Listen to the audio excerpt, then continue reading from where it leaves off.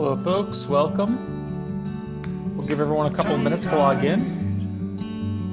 In the meantime, if you'd like to answer this question in the chat, which season fits your personality best, spring, summer, fall, or winter, and why, make sure you click on the chat icon and make sure you have all panelists and attendees selected so everyone can see what you write. And I feel the shadows. Oh, I don't know you now.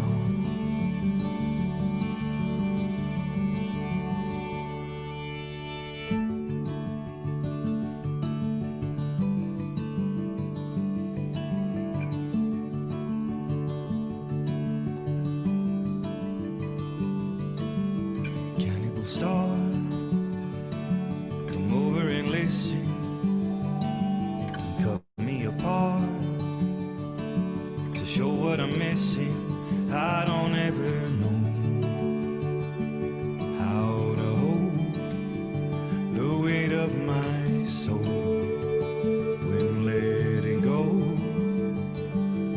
But I'm falling in my own illusion. I don't know my way back. Tongue-tied, I can feel the shadows. Your eyes, I don't know now. Tongue-tied, and I feel the shadows. Oh, I don't know you now.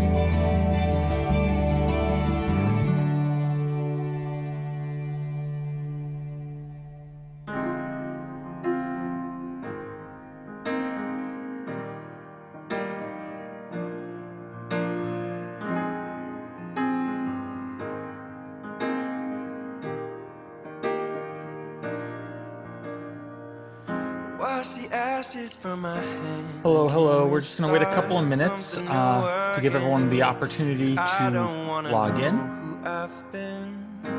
In the meantime, if you'd like to let me know in the chat which season fits your personality best, spring, summer, fall, or winter, and why. Make sure you select all panelists and attendees so everyone can see your response. Can I know the way of their heart? Can I know the way of their heart?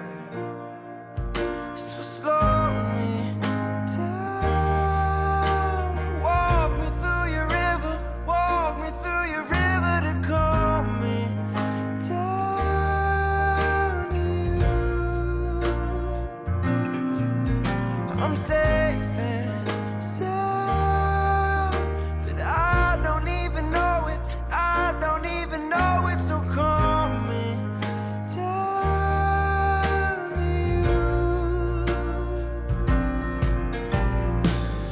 Chasing money, chasing dreams, and chasing hearts and everything between.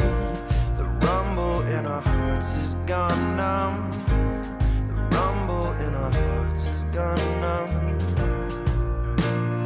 And I just can't pretend to be all the people think they see. 'Cause I don't wanna know who I've been. I just wanna know who you are. And I don't wanna know who I've been. I just wanna know who you are. So slow me down. Walk me through your river. Walk me through your river to calm me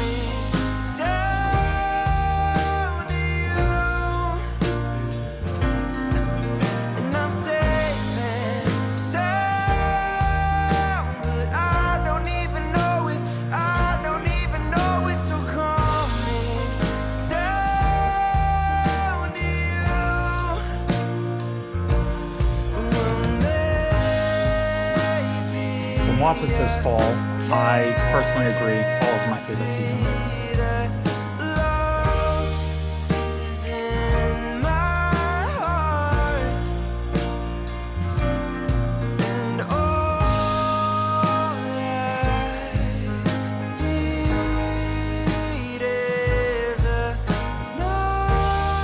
Give people a few more minutes to join us, maybe 2 or 3 more minutes, and then we'll get started.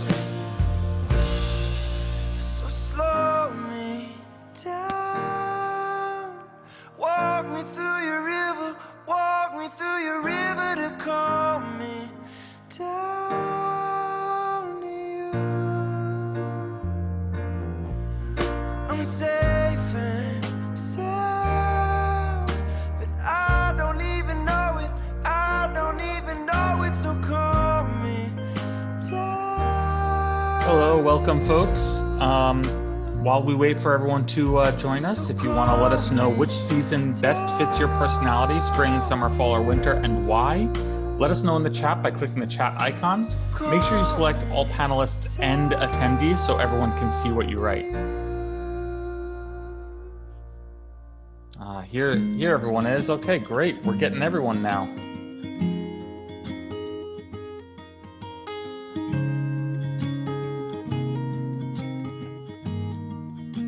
So we'll wait maybe 2 more minutes to get started, give everyone else some time to get in.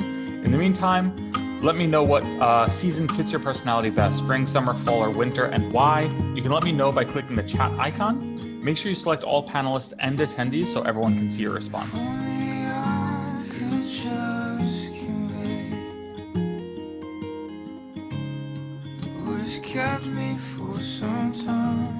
All right, Kim also says fall. We have an exclusively fall group so far. Ruby agrees with us. To a place that I can't find.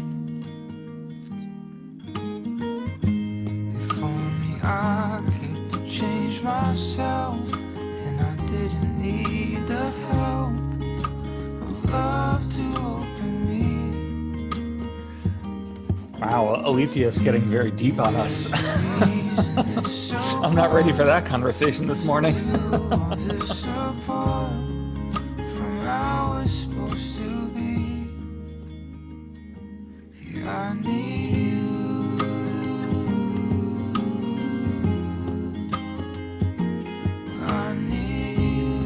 Preparation for rebirth, spring because of the flowers. Folks, make sure you select all panelists and attendees so that everyone can see your messages. If you just have all panelists, only I can see it, unfortunately. And I want everyone to be able to see what you're writing.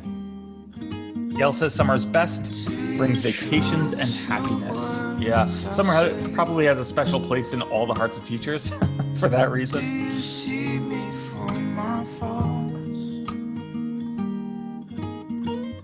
All right. So, without further ado, let's get started. All right. So, let's see. Okay, so welcome everyone to day 2 or pillar 2 of the Remote School Works program. Today we're going to be focusing on communication, creating and maintaining digital collaboration and feedback loops.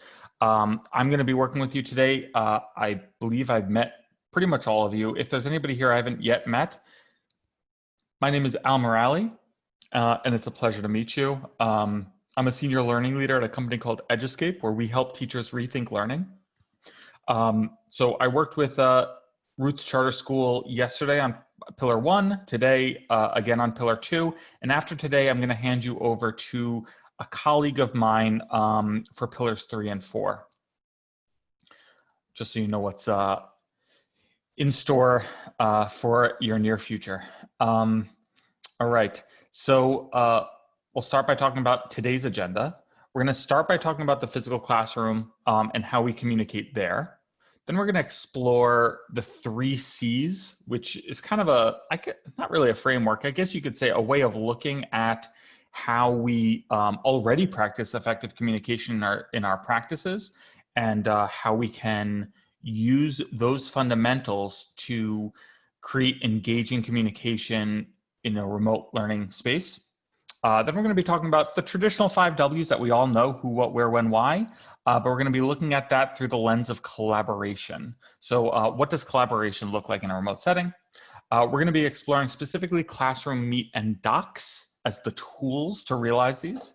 And then finally, we're going to be discussing next steps. So the learner outcomes for today: describe the attributes of effective online communication, choose how you will inform your online classroom of your communication norms, decide how learners will communicate and collaborate over learning, explore Google Docs features, and explore Google Meets features. All right, so yesterday we were in a Google Meet, so you kind of got your feet wet with that, even if you've never used it before. Today we're going to be in, obviously, Zoom. So you know how Zoom works. This is a webinar, which means that your video and mic are turned off automatically. That's not to say that you can't use them. So if at any point you would like to use your mic, you could just let me know in the chat or raise your hand or whatever, and I can invite you to unmute yourself. I can give you the permission to, and then you would actually manually unmute yourself. If you have any questions throughout this session, please use the Q&A feature. Of course, you could still use the chat to ask your questions, but I can't promise that I'll see them. If this chat is scrolling, I might not get to everything, but Q&A stores the question until I answer it. So use that for any questions you want me to address specifically. Other than that, please do continue to use the chat feature throughout this session. It's not going to interrupt me, and I want to encourage that you talk amongst yourselves as we are going through this content. I also do want to let you know, like all sessions in Remote Schoolworks program, this webinar is being recorded, and I tell you that as a good digital citizen, but also because you're going to get access to it after this, which is a very helpful resource. All right, so that's how you use a Zoom webinar. All right, so just like yesterday, we have a planning guide again today. It looks, hold on. It looks the same. It's the same formatting, but it's geared obviously towards the content of today. Let's see. So I'm putting it in the chat right now. So you all should have access. It's a forced copy. So go ahead and make a copy of that, and that can act as like your digital note catcher.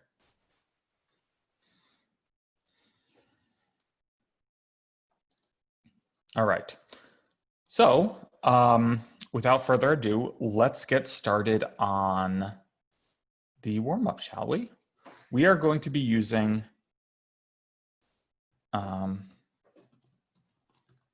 we're going to be using Jamboard again for our warm-up.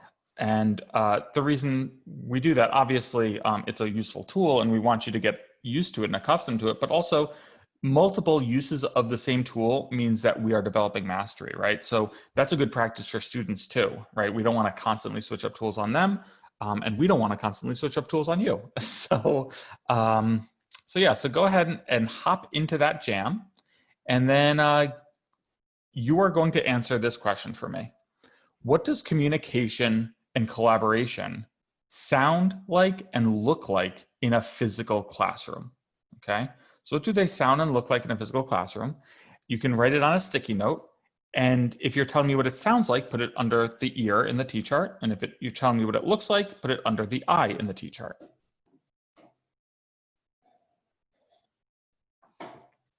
And I could start us off. To create a sticky note, I'm going to go on this left-hand toolbar. Right under the cursor, there's a sticky note button. I press that. Maybe collaboration looks like clustered desks. That's what it looks like to me. I'll change the color, maybe to orange, because I like orange. And I'll move that under the eye because that's what it looks like.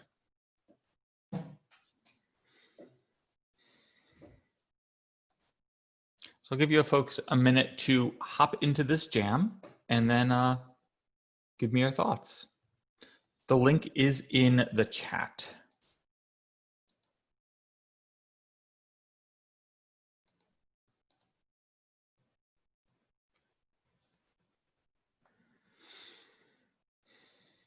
What else does communication collaboration sound and look like?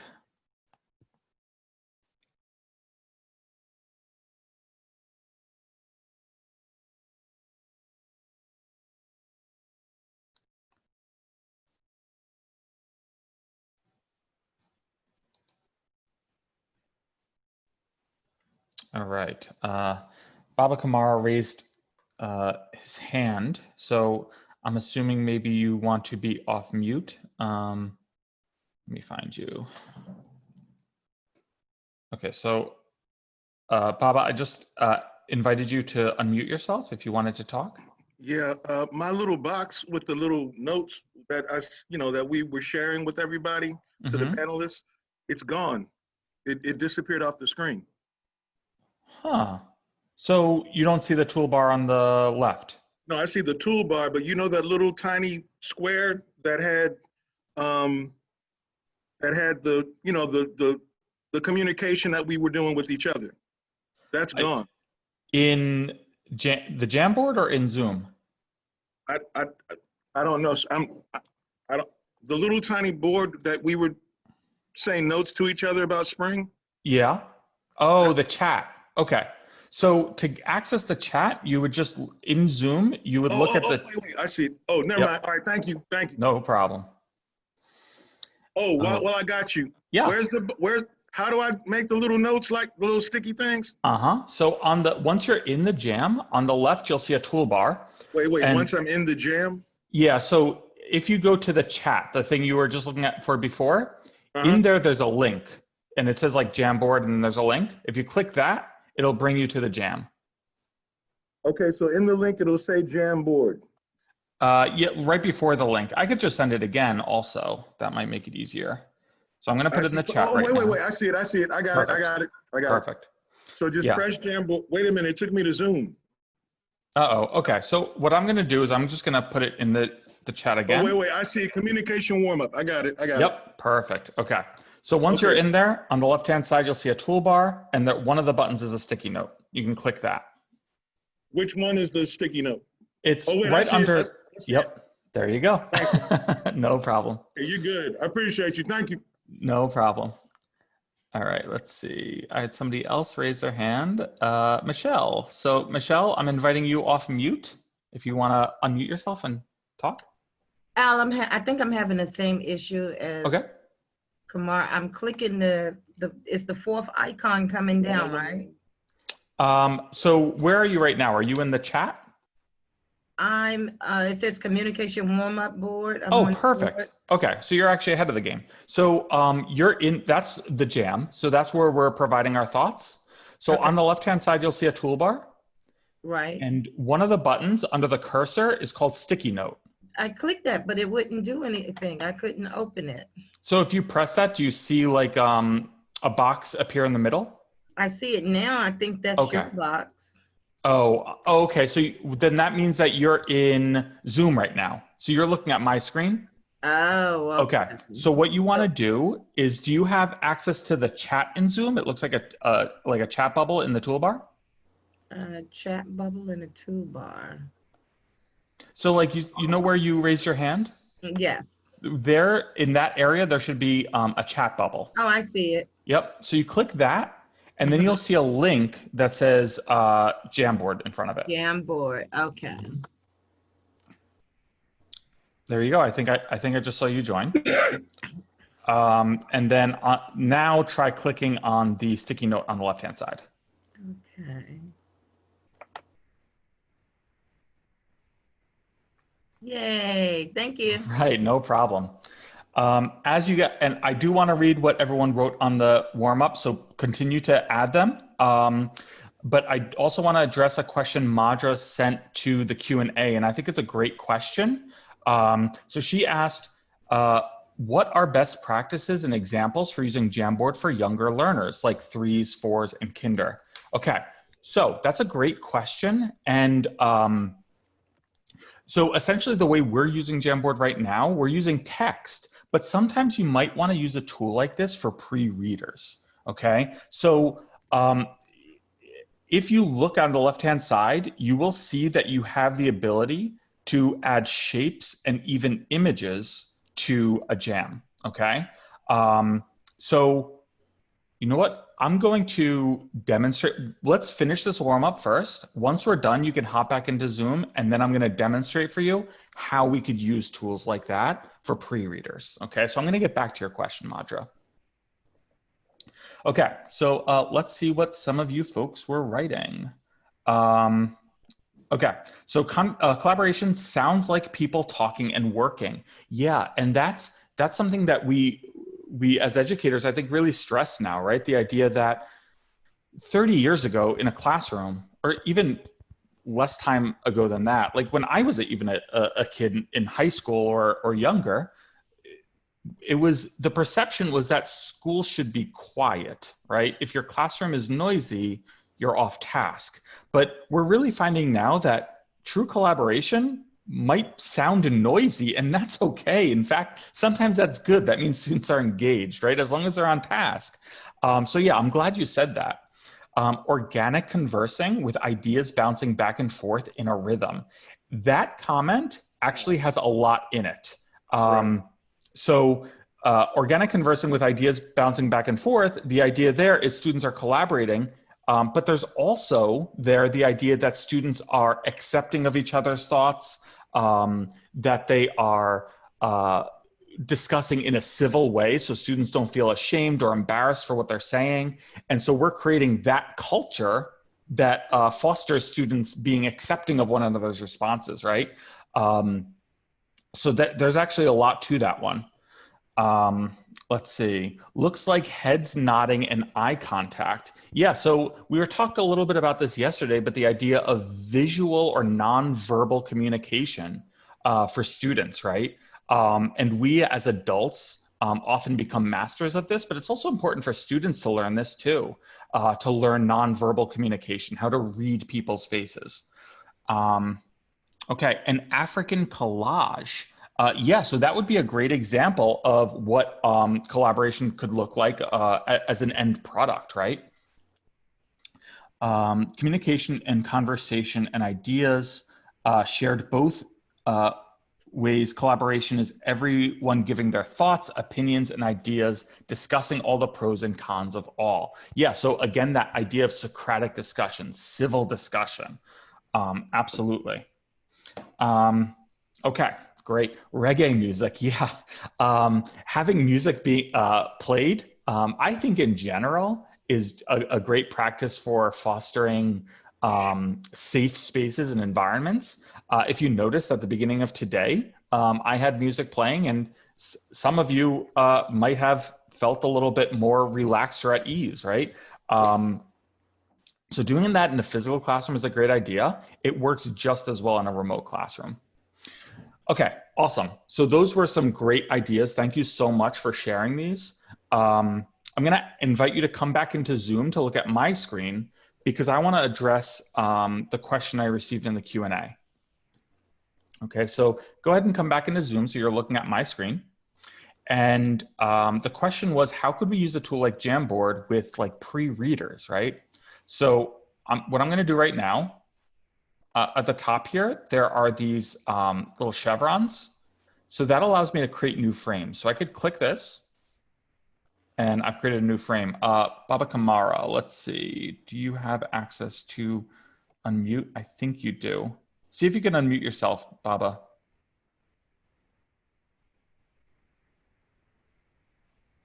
I don't Yep. see I don't see an unmute. Well, I can hear you, so we know you're unmuted. Oh, hold on. There we go. Okay. Yep. It's okay. I see the board now. Perfect. I have to look at the whole screen because some of these things move around, these icons. All right, thank you. Yep, no problem. Okay, so at the top here, we have these little chevrons. So I can move around from one frame to another, just so you know. That's what I'm doing right now. If I want to see all my frames, I could expand it right here. And by the way, in a later session, I want to even say next session, you're going to go in depth with Jamboard. I'm just going to show you now because the question was asked. So I'm going to go to this blank frame. All right. So two of the options in this toolbar are shapes. So if I click this, I can create a shape. Let's say I want it to be blue. All right. Maybe I want to make a different shape. I don't know, whatever, right? You get the idea.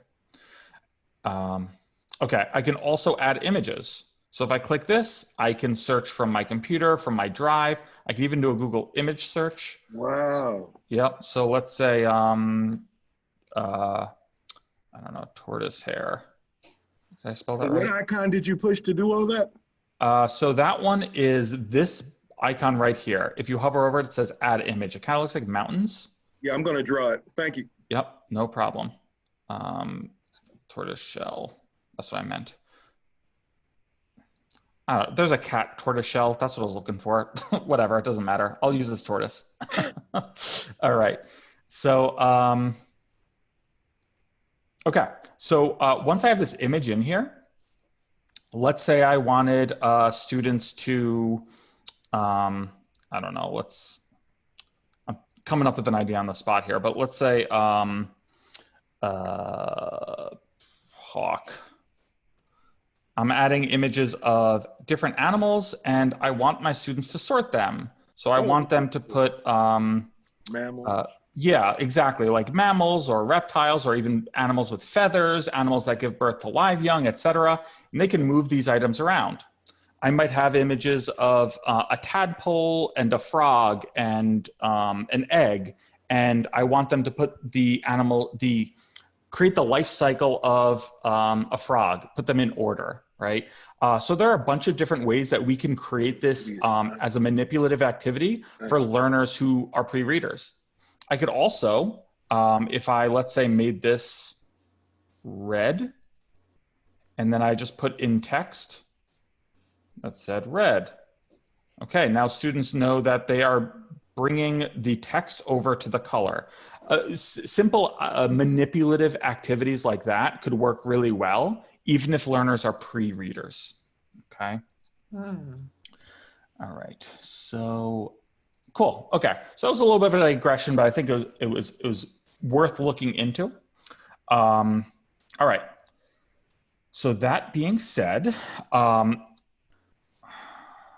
so those are all great examples of what communication are, and we're going to really try to break down what effective communication is, what we've all experienced as effective communication in our classroom, what makes it effective, so that we can easily transition it into a remote space, all right?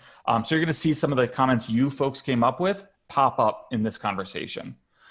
Let's start with the 3 C's of communication. What are like essentially the fundamentals of effective communication? And that is to be clear, concise, and consistent.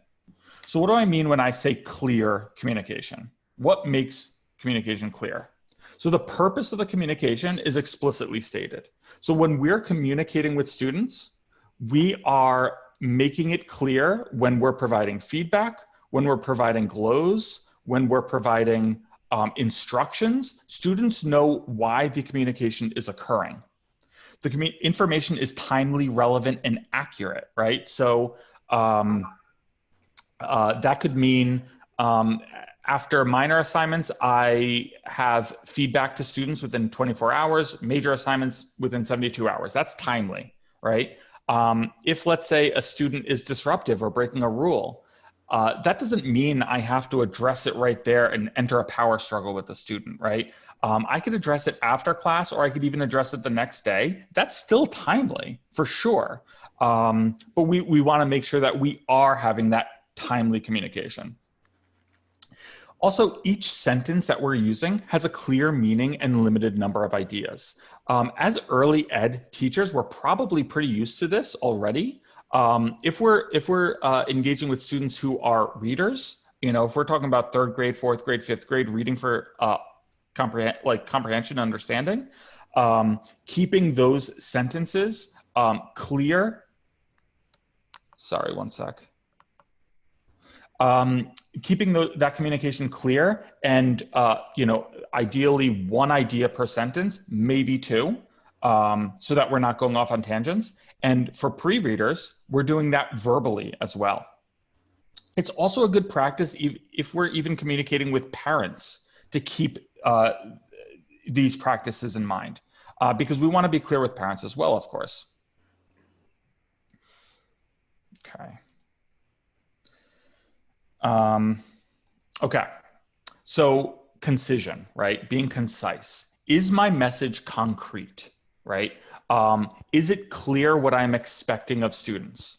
If I ask my class to analyze a text, that's very abstract. A student might not know what that means. In fact, often they won't know what that means. And if you have 30 students, you're gonna have 30 different interpretations. But if I say, highlight any text that is, an example of color imagery, right? That's a clear, salient example of what students should be doing. All students know exactly what the expectation is, right?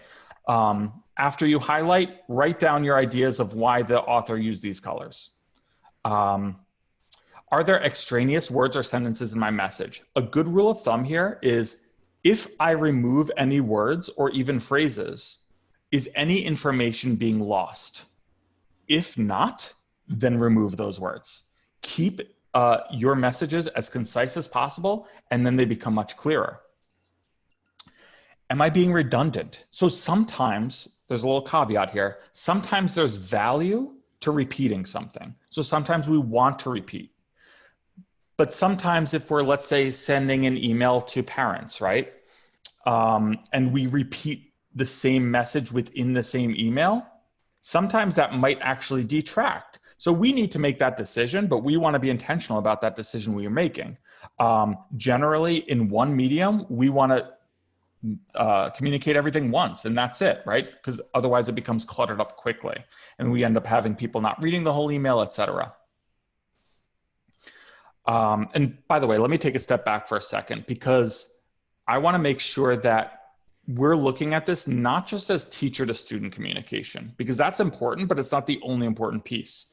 We're talking about teacher to student, but we're also talking about teacher to parent, student to student, and even teacher to teacher, right?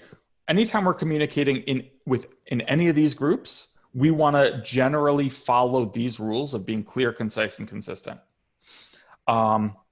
Next is consistency. So frequency, how often will you respond to messages? How quickly will you provide feedback to assignments?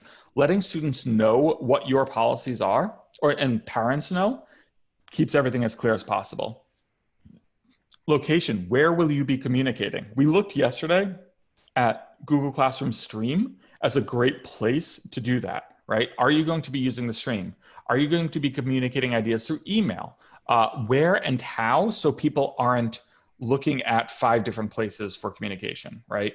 And we might have talked about this yesterday, or it might have been another group, I don't remember. But the idea that if we're sending emails, we're using the discussion boards, we're using the instruction area of assignments, if we have a million different places we're communicating with parents and even students, that's a lot more work on students to find it, but it's also a lot more work on the teacher, because now they're trying to we're trying to follow up in all these different avenues. Keeping it, we can use more than one avenue, of course, but we want a method to the madness, right? We want to know that all assignments are posted here, all feedback for assignments are posted here, etc. Timing. So what day and time will you post your assignments? As a general rule, right? Knowing if parents and students know when and where assignments are posted, it just makes it easier because they know what to expect. And of course, there could be exceptions, right? This week, we're going to change it up. That's totally okay. But as long as we're intentional about it and we're communicating that. And then there's a default setting as well. Format. So will your emails or any communication follow a template? And what I mean by that is you're not necessarily writing a canned email that you send out to 1 million people. What I mean more is our emails start with an introduction or an unpacking of the content, maybe provide some context, add due dates, and then a call to action, like a follow-up. Respond with an email if you have any questions, something like that. Following a format like that makes it much easier to navigate even emails. So when we're talking about clear, concise, and consistent, that's what we're talking about, right? This is all important in the brick and mortar classroom. It's just as, if not more important in a remote setting. Okay, so I'm going to ask that you reflect in the chat. Where can you create clarity, concision, and consistency in your plans? So feel free to write down notes in the planning guide that you have, but also let me know in the chat. And as you do that, I'm going to respond to some of the questions.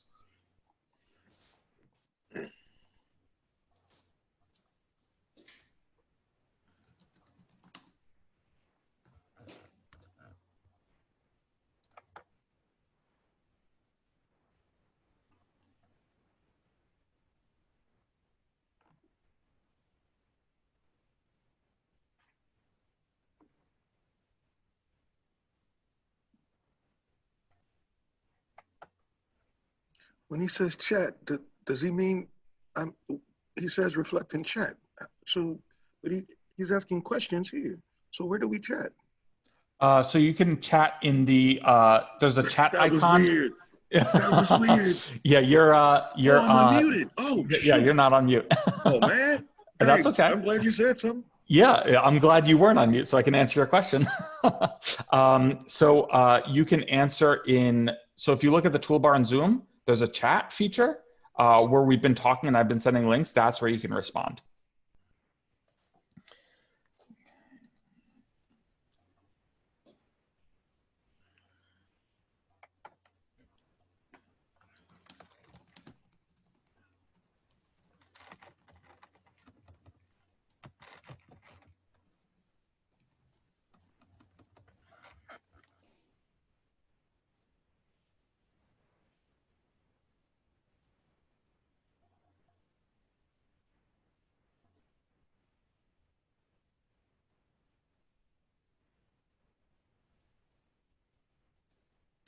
All right, so Ruby said daily lessons and assignments. Yeah, including clarity, concision, and consistency in daily lessons and assignments.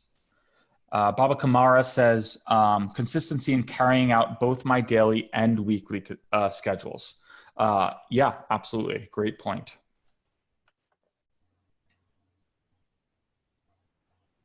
Does anyone else want to share? I'll give you another minute.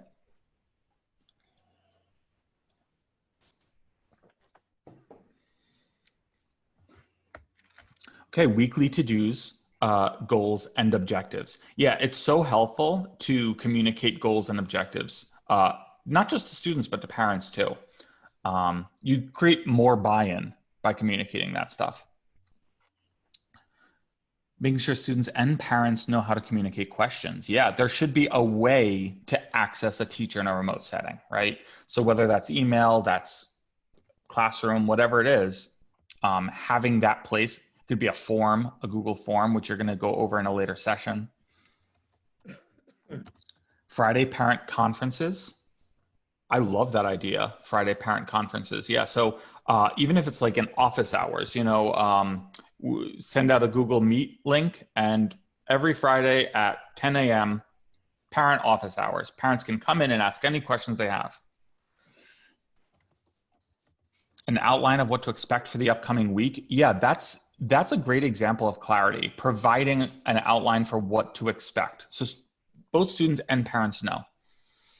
All right, great. Thank you so much for sharing, folks. And by the way, a quick aside, Ruby asked about, let me see, I'm gonna read you her question. As the host, can you see what students post what comment, meaning in Jamboard? Like, can you see who's posting what in Jamboard? So to answer that question, so all of you see, in almost all Google apps, there is a way, and I'm going to show you how today. The one notable exception is Jamboard. So in order to know who's posting what in a Jam, one good practice to start is having all students add their initials at the end of any comment. If you have students that maybe you don't think are mature enough or ready enough for that kind of responsibility, Jam might not be a tool that you'd want to use. So keep that in mind. It's also generally a good tool for like brainstorms or brain dumps or mind maps or like things that are very low stakes where students are just kind of throwing their ideas out and they're not getting like, you know, graded with a rubric or something. Okay, so let's see. I think Michelle raised her hand. Michelle, you're actually not on mute, so feel free to let us know if you want to say something. That was an accident. I apologize. Oh, okay, no problem. Okay. So, awesome. So we talked a little bit about communication. A big part of communication is also collaboration, right? We want, and we just talked about this, we want our students collaborating with one another. It can get dicier to collaborate in a remote setting. And not to say we can't do it, we can and we should. It just requires a little more tech savviness, that's all, on our parts and the parts of our students, right? And sometimes parents as well. So let's talk about what makes good collaboration, all right? And we're gonna look at the traditional 5 W's to do so. So again, we're talking about not just teacher to student, but now also student to student, right? And teacher to parent and teacher to teacher. So first, answering the question, who should be involved in this collaborative effort, right? If any of you have ever been in a meeting before where you asked yourself, why am I here? You have the answer to why answering the question who is so important. Because the people who are involved in a collaborative effort should feel like they have a reason to be there. And if they do, you're automatically getting buy-in. So it's important for us to recognize that, right?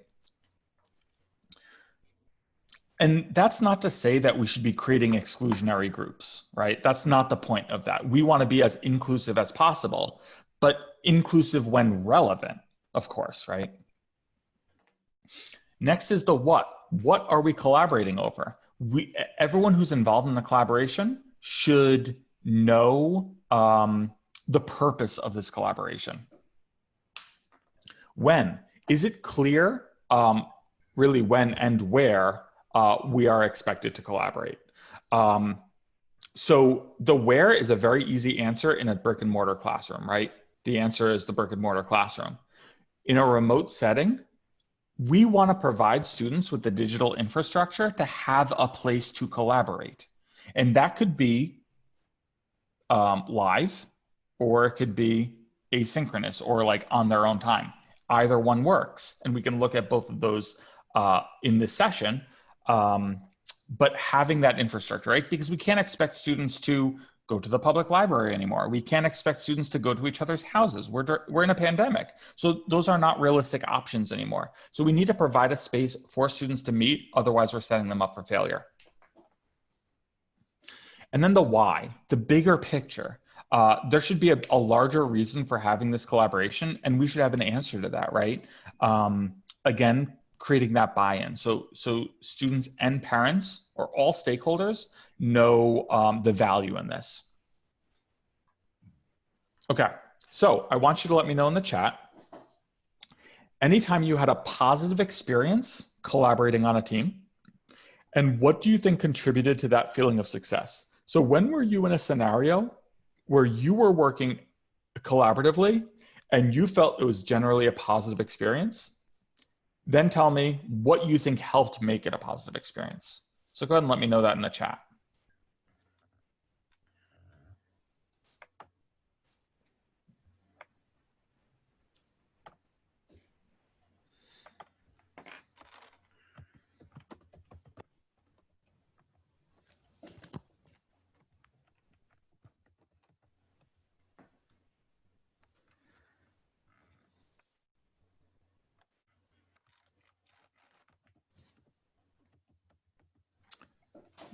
Okay, the working chemistry between everyone involved. Yeah, so everyone worked together well. Yeah, great. What else? Restorative justice. So I'm assuming, and correct me if I'm wrong, you're talking there about student-to-student collaboration, right? So if a student is necessarily not following the rules, or performing in a way that they shouldn't be, creating a place for those students to correct their own behaviors, and allowing other students to have input in how they're not being punished, but they're able to correct their behavior, etc. Right, so it's more organic and creates community. Give thanks. Yep, absolutely. Awesome. Preparing for end of year recital. Teachers love for their students. Okay, yeah, great. I love that. Yeah, so preparing for the end of the year recital, and what contributed to it was the teachers' love for their students, our passion coming out in our work, right? Yeah, absolutely. Passion is the extreme form of buy-in, right? Buy-in is, I'll take buy-in. Passion is the dream. If we could get that passion in our students, it's even better. Meeting with teachers and sharing resources helps build great working relationships. Yeah, It's so interesting to me how for so long in so many districts, including the districts I've worked in, specifically one of the former districts I worked in, every teacher was an island unto themselves, and they'd get very protective over their stuff. The second district I worked in was much more collaborative. We actually had time carved out in the day for us to just work with our teams, because you could be the smartest person in the world, you're going to get other ideas from other people, and those ideas will have value. So it's going to improve your practice. So recognizing that and creating that culture in a district is so helpful. Everyone has a chance to share. Yeah, and that goes into what I was just saying, right? If everyone has a chance to share, then you have the chance to hear all these different ideas. Letting somebody else share benefits me because if they have good ideas, I could use them. All right, let's see. When collaborating on a team, it is understood that everyone's ideas and concerns are important and valued. Yeah, for sure. So creating those civil discussions like we were talking about before. Okay, awesome. Thank you so much for sharing, folks. All right, so we're gonna look at a couple of tools specifically that will help us realize these communication and collaboration experiences that we wanna foster, right? So let's start with Google Classroom and Google Meet.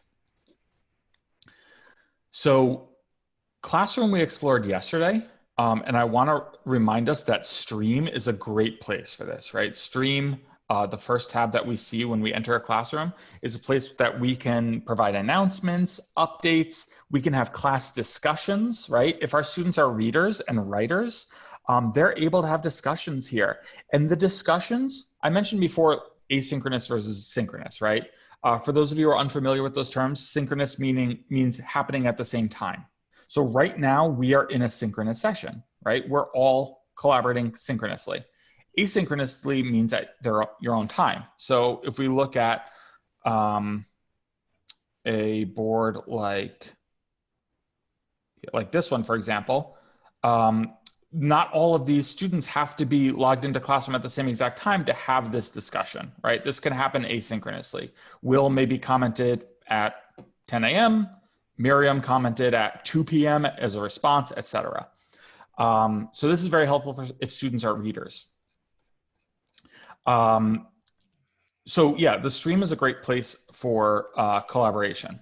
Meet is a great tool for synchronous collaboration, what we're doing right now. So we were actually in a Meet call yesterday. So even if you never used it, you kind of got your feet wet, you have a feeling for what Meet is. I want to take you through Meet right now so you can see what some of the features are. So if I want to enter this classroom, I'm just going to click on it. It's going to bring me to the join page.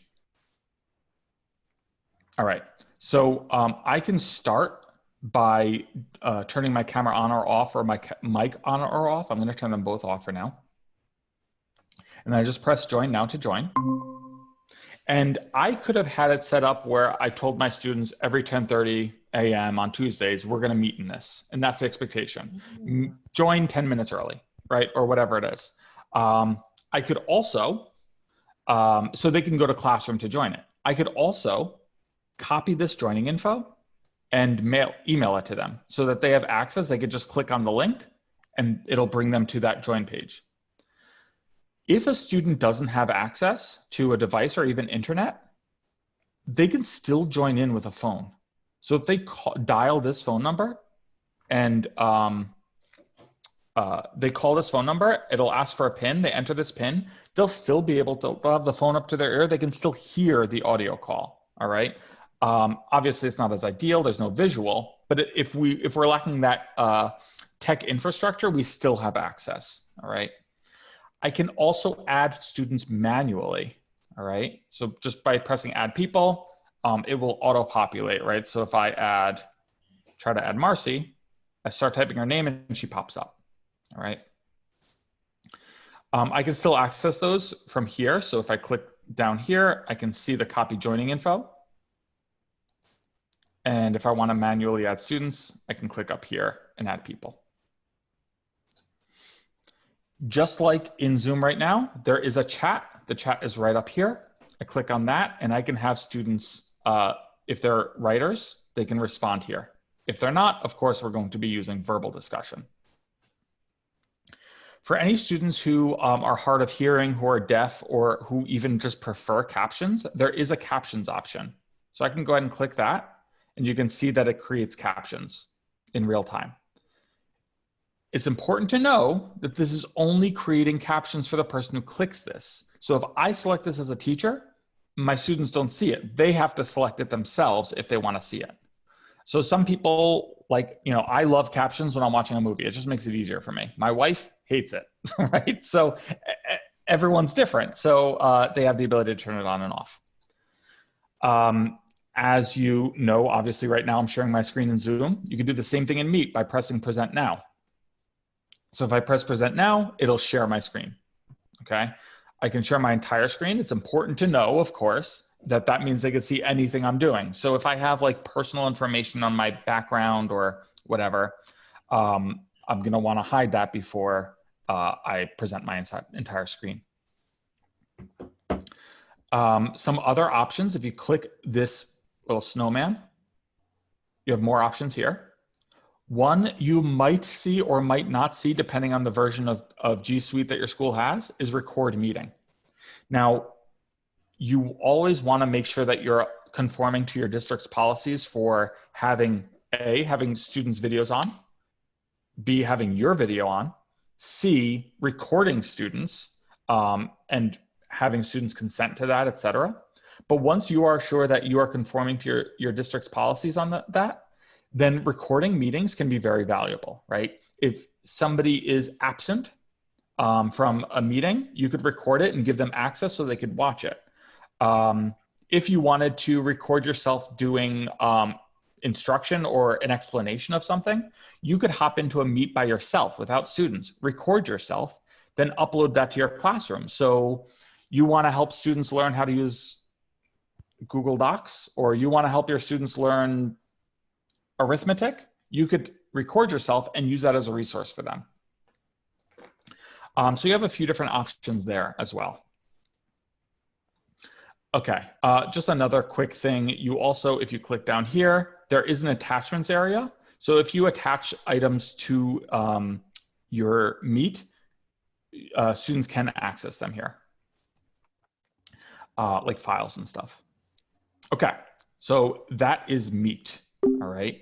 Let me make sure I'm not missing anything before I move on. Okay, so the other tool we're gonna be looking at is Docs, all right?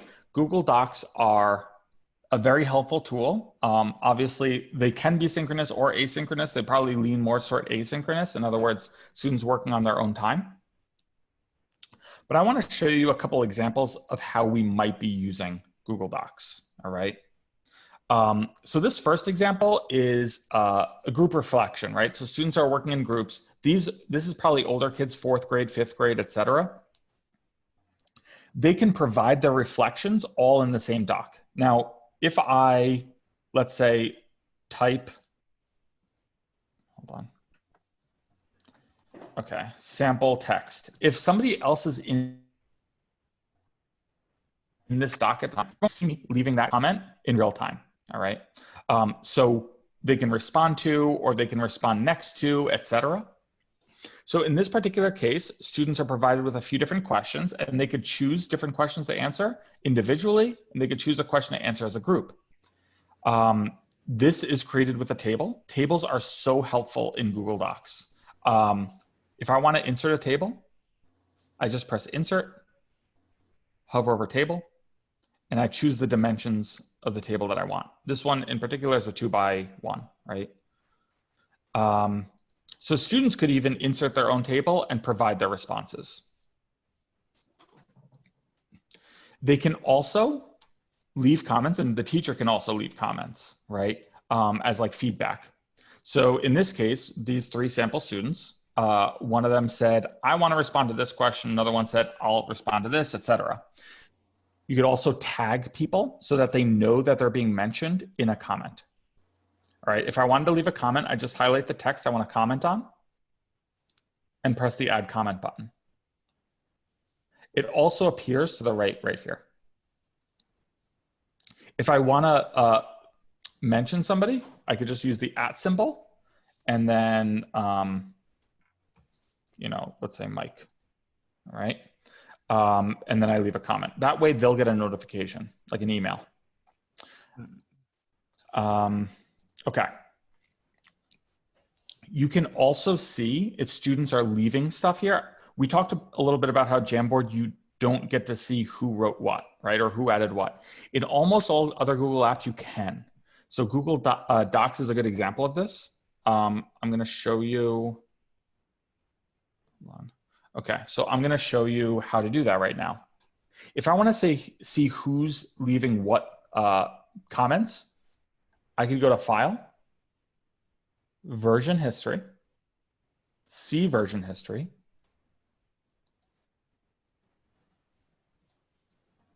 and now I have all these different versions of this doc, right? So if I, let's say, selected this previous version. So this is a doc that both I and my colleague actually worked on. So here I could see, as an example, if I hover over this, it shows that Al Morali, that's me, I deleted this text, okay, because there's a cross through it, and that kind of thing. All right, and I can see that there are 6 edits in this version. So that way I can see who's doing what in the doc. If, let's say, somebody accidentally deletes something in the doc, I could go to a previous version like this and press Restore Version. That way I'm getting back the thing that was deleted accidentally. Okay, I don't want to do that in this case, just so you know that feature is there. All right, whoops. Computer's running slowly. Give it a sec.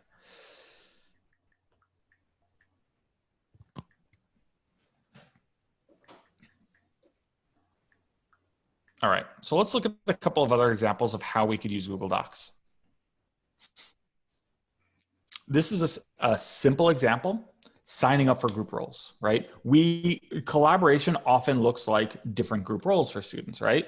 So here students can sign up for what role they want. They just write their name in the role they want to take.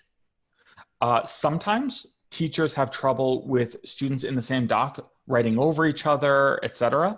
So tables like this make that much easier. Also, having listed numbers. To create a listed number, I would just click this. All right. That way we can have different spaces for students to leave thoughts.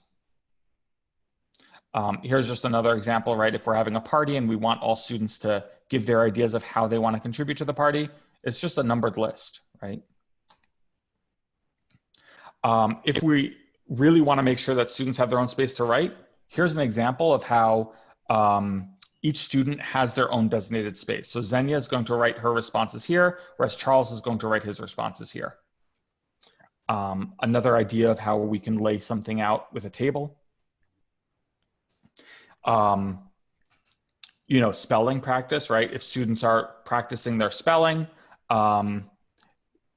obviously there's autocorrect, right? So students are going to see recommended response ideas. So if like a student spells a word wrong, it will give them feedback. We can also, as the teacher, leave feedback like this, right? So I'm going to show how to do this. This isn't a comment. This is actually a suggestion. So up here, we're in editing mode. We have different modes that we could choose. Editing means I'm actually editing the document. Viewing means I'm not doing anything. I'm just reading it. Suggesting means I'm not directly editing the document. I'm just making suggestions. So if I choose this and I say, I don't know, make this a noun. Okay, so it's not actually changing the document. It just makes a recommendation, and the other person can either accept or reject it. Okay.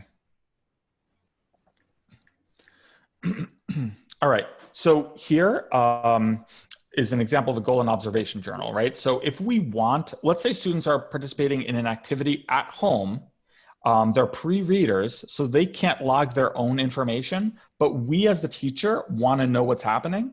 We could create a space for parents to provide notes, right? Just observations. What is the student struggling with? What is the student doing, et cetera? So we're kind of getting an idea of what's happening. here's an example of like an activities calendar, right? So we talked about before the idea of communicating early and often, right? So parents know what the expectations are, what's happening this week, right? This is a simple table that tells them what students are going to be doing or what's expected of them for each subject on each day. And also we could just use this, these don't have to be manipulative activities for students, right? We could simply use docs as a reporting tool, right? Providing feedback, creating rubrics, etc., that we share with parents or even with students, depending on the age. So there are all sorts of ways that we can use something like Google Docs. Hey, that thing said grow. It said grows or gray glows, grow. Yep. So glows are like highlights, really positive things that happen. Exactly. Yep. So this is, what is it? You made up this 3G thing? Yeah. So this was me and my colleague. Yep. All right, so everyone can use this? Oh yeah, absolutely. Yeah, for sure. All right. Yep. Yeah, so just so you know what this is, just to clarify, right? Grade, this would be the grade the student got, what the student did well on, what the student can improve, and where they should go next, right? Next steps. All right. Just so you know what's down the pike with Google Meet before we get into our practice time. Obviously, COVID took everyone by surprise, including Google, and Meet was a pretty basic tool, but the need for it has skyrocketed since COVID. So now Google is pouring all their resources into bolstering up Meet to make it a more powerful engine for teachers to use in the classroom, or in the digital classroom in this case. So some things that you can expect down the pike for Meet, and I mean in the next couple of months. Hand raising, just like we have right now in this Zoom conference, you will have a hand raising feature in Meet. Also custom backgrounds, like you see again for me in Zoom. I'm not actually in the North Pole right now. Yeah, this is a virtual background, right? So you'll have access to that kind of thing in Google Meet as well. Larger tiled view, this is kind of like the Brady Bunch intro, right? So, but you, instead of seeing 9 people, you'll be able to see up to 49 people. Are we able to do backgrounds now? In Meet, no. But it will be within the next month or 2. Okay. In Zoom, before yes. School starts? Before September the 7th? I don't know. I've read it's coming up soon, and I've read I don't remember which features are which. They have a list of when things are coming out. The latest I've heard is like in about 2 months. So everything should be out within the next 2 months. But I don't know. That's just what Google is saying. I have no idea. Okay. Yeah. Digital whiteboarding. So with Jamboard and Meet integration. So what that means is right now, of course, you could be in Meet and you could open up a Jamboard, right? That's easy. You just open up both applications. What they're going to do is they're just going to make it one less step. So you could access Jamboard through Meet. So it just makes it one less step. It's a little bit easier for everyone. Also, you have live captions in Meet. You're soon going to have it in different languages. So Spanish, French, German, and Portuguese. My guess is that they're going to add more languages down the pike. Microsoft has like over 80. So Google, I think, is going to try to compete with that. Moderation controls also. So as a moderator, like the person who's running it, you'll have more options to mute, decide who's presenting, who can be invited, etc. And then if you have the Enterprise Education Edition, so like certain districts, I'm not sure what Roots Charter has, but some districts will have the ability to change the video quality based on bandwidth, attendance tracking, which is really cool, QA and polling, which is something we have in Zoom right now. You even see the QA. Breakout rooms is the big one. That's such a great tool. You can send students to like mini rooms, basically. So like 4 students to a room, and they're working together in a group. And then the teacher can navigate through them to see how they're doing. So it's kind of like desk clusters. So that's a really cool one. Okay, so My question to you now, how could you use Classroom, Meet, and Docs to create clear, concise, and consistent communication? So we talked about these three tools. Wait. Before we go forward, can I ask a question? Please. Okay, you brought up this thing about the digital attendance. Uh-huh. How do we connect that directly to our program manager up front? How do we connect it to her system? So that I have no idea. Okay, so thanks. yeah, so to answer that question, it's not even out yet for Google, so I don't even know what it's going to look like on Google's end. So how that's going to interact with other resources is anybody's guess. Only people who are working internally in Google might have an answer to that. But we will see soon enough, hopefully, because that'll be a really helpful tool. Yeah, appreciate it. Yep, no problem. Okay, so we covered Classroom, Meet, and Docs, and we talked about what it means to have effective communication. So how could we use those tools to realize clear, concise, and consistent communication? Let me know in the chat. And as you are answering that, I'm going to answer some of the questions that were submitted.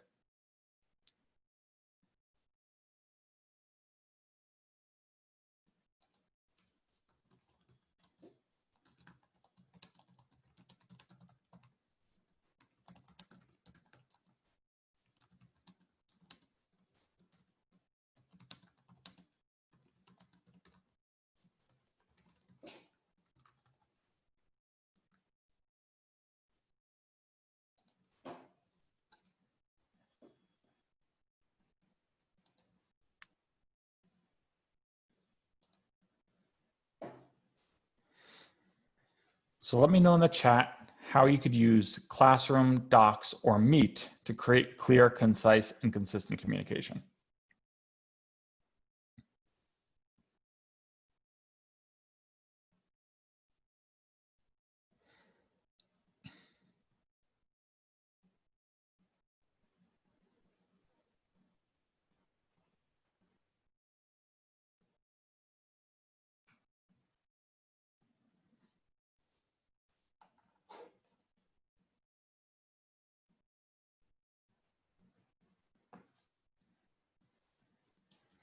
Okay, so Kim said, sending classroom assignments and meeting times to all students through links created in Google Classroom. Yeah, absolutely.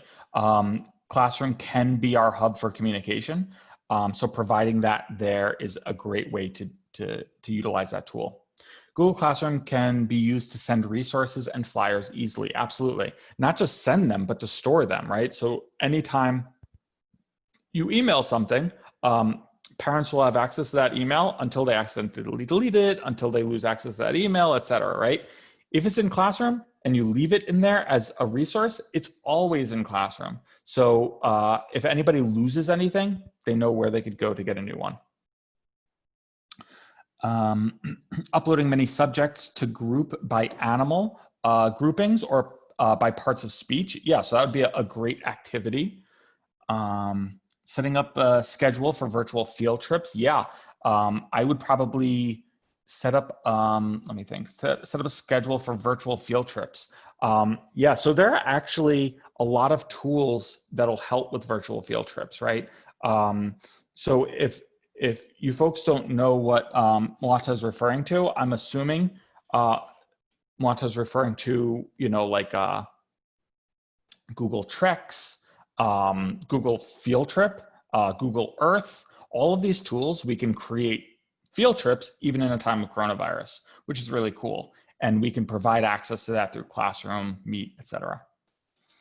Repetition with software, which will enable students to get acclimated. Yeah, just like we were talking about before, right? The more we're in a tool, the more comfortable we are. And the same is true for students. So yeah, great point.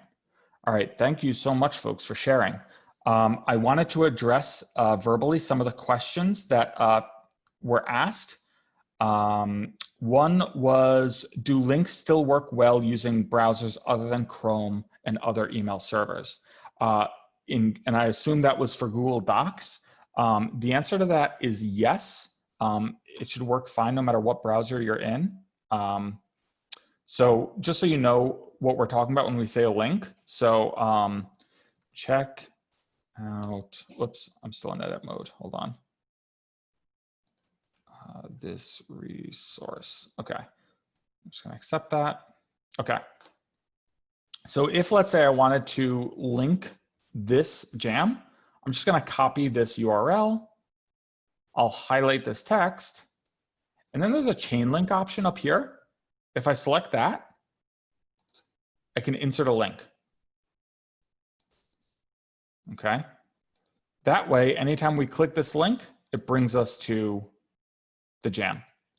That works if you're in Google Chrome. It works if you're in Microsoft Edge. It works in any Safari, any browser. It works fine. The other question that was asked was about the table of contents. So up here, we do have a table of contents. So if, let's say, I click this, it'll bring me automatically to this, right? So it's like a hyperlinked table of contents, which is really cool. In order to insert this table of contents, I already have one, so I'm not going to insert another one, but I would go to Insert, Table of Contents, and then I choose. This particular one is the one on the right with the blue links. You could also have it with page numbers if you want. And then once you have the table of contents, you just refresh anytime you want to update it with when you add more information to your doc. Another resource that's similar to that, by the way, not to go too off track, but if, let's say, I made this, hold on, let me just check something. Yeah, so this text, if I change the style to, let's say, like a title or a heading, it's not normal text, then I'm basically telling Google Docs this is like a new section. So if I click on this outline, document outline button to the left, it'll show me all the major sections of my text, and I could use that like a table of contents. All right. Okay, so I think I addressed all the questions. Even though we're supposed to end at 11:15, we did start a little later, so I'm going to give you folks some time to practice. If you want to stay on for another 10 minutes, try these out and ask any questions you have. All right, so I'll give you folks about 5 to 10 minutes for this, and give it a shot.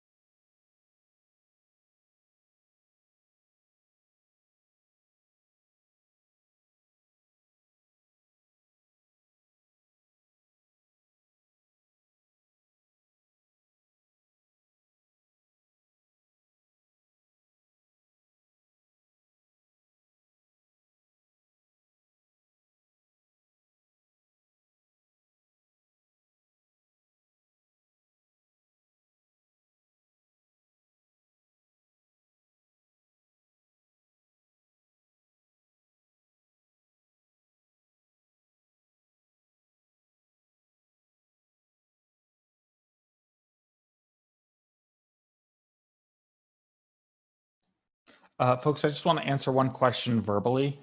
So I apologize for the interruption, but this is an important question. Somebody asked, where do we go to practice? So you would be practicing this in your own space. I want to show you how to access Meet as well as Docs on your own, okay? So if I wanted to access either of these, I would first start by going to Google. In the top right, there is the waffle, right? So we can access these a few ways. One, if we click this waffle, we do have access to Docs and Meet. We also could try the URL docs.google.com or meet.google.com. Or you could even go into your Drive and you can create a doc. If this loads. Sometimes I'm too impatient for my computer. There it is. All right. Or you could even go into your classroom and start a Meet there. So there are a few ways you could access these. But yeah, you're going to be practicing this stuff in your own space. All right.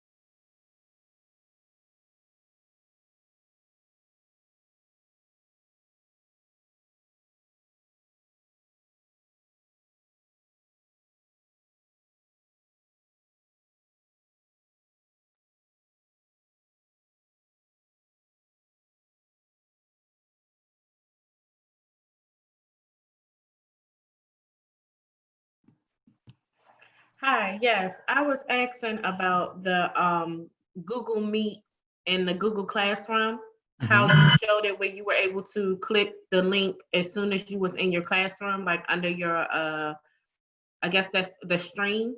Uh-huh. How do I add that to my classroom? Because I have the class code, but then where you have that Meet link, I don't have that option. Okay. But I can go in the Windows, I mean the Waffle, as you say, the apps, and go to Google Meet. But I want to know, how can I directly access it from there?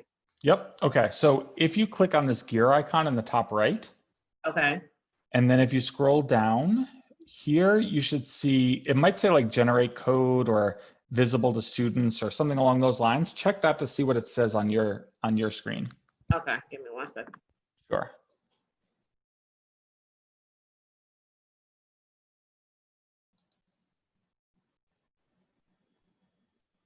Okay, it says it has that invite. So should I copy it and paste it into that? No, it should. It has a link right here. Like it shows a link. Let me go back to your Zoom. Yeah. Okay, go ahead. Do you see a link there in the settings? Yes. And does it say under the link, it says visible to students? Is that toggled on or off? Let me see 1 second.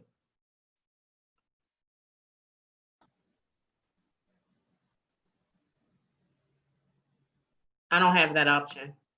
Okay, so then my guess is that that is a Google admin feature that was turned off. So you'd want to ask somebody, whoever the Google admin is of your district, if they could turn that on for you. Okay. Does that make sense? Yes. Okay, cool.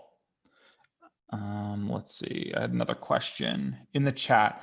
Not sure how, but where the student's name should be, the parent's name is there in my classroom. How do I change that? Okay, so you see the parent's name where the student should be. Okay, so for whatever reason, the email that you added is connected to that parent's name. So that's not something that you can change unless it's the wrong email address. If it's the wrong email address, you can select that email, go to Actions, and then choose Remove. If it is the right email, then let me just make sure. Let's see. Yeah, you're not able to actually change the name that's linked to their email address. So that wouldn't be something you'd be able to do. Okay. All right, so hopefully that was enough time to review these tools. Let's look at the next steps. What should we be doing next before our next session? So communication norms. Outline your plan for how, where, and how frequently you'll be communicating with your learners. Norms and routines. If you haven't already, try using a Google Doc to build digital norms and routines for your classroom that learners can access. Consider creating a checklist or a list of considerations when hosting a Google Meet synchronous class meeting. So what are your expectations of students or parents in that meet? Keeping yourself on mute, joining 5 minutes early, whatever, right? Using the chat for questions, etc. And then finally, compile a list of questions that you might have along the way. So that being said, I'm going to share one more doc with you, and then we are going to be done for the day. This is just a quick check-in and reflection. If you want to provide any feedback or thoughts or ideas on this program so far, we're halfway through our webinars. You can click on that link and provide us with thoughts or feedback so that we can improve this experience for you. Other than that, you are now halfway done. You're going to be moving on from me to Marcy next time you meet. All right, so it was a pleasure working with you all. I hope you all feel like this was valuable to you, and good luck. Gs. Say it again. Give thanks for the 3 Gs. Oh yeah, good. Glad you found that helpful. All right, folks, good luck and take care.